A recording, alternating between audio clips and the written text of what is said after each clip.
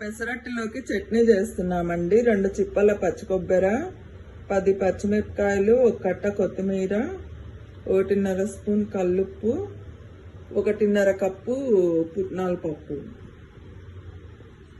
ఇవన్నీ మిక్సీకి వేసి రుబ్బుకొని మళ్ళీ తిరవాత పెట్టుకోవాలండి. ఇవన్నీ మిక్సీకి వేస్తున్నామండి. ఇది పెసరట్లోకే కాదు, ఇడ్లీలోకి, దోశలోకి కూడా బాగుంటుంది చట్నీ.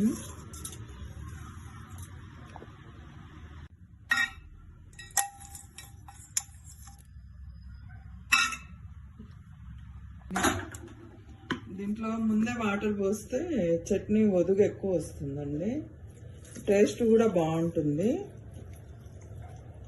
వాటర్ వేసి రుబ్బితే సరిపోతుంది.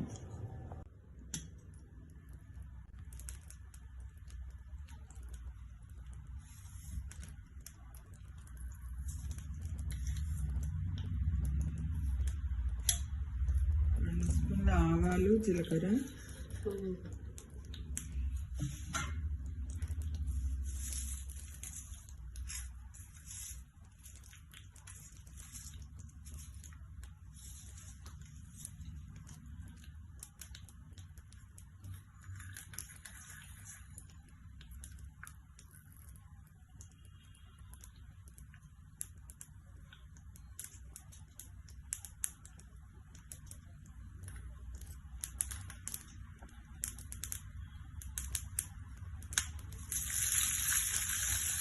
కరివేపాకు వేసుకోవాలండి. ఆవాలు చిటపట అన్నాక కరివేపాకు వేసుకుంటే సరే.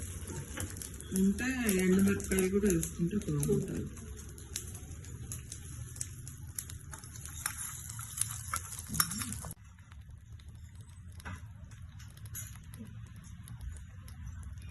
ఇది హోటల్లో చట్నీ లాగా ఉంటుందండి.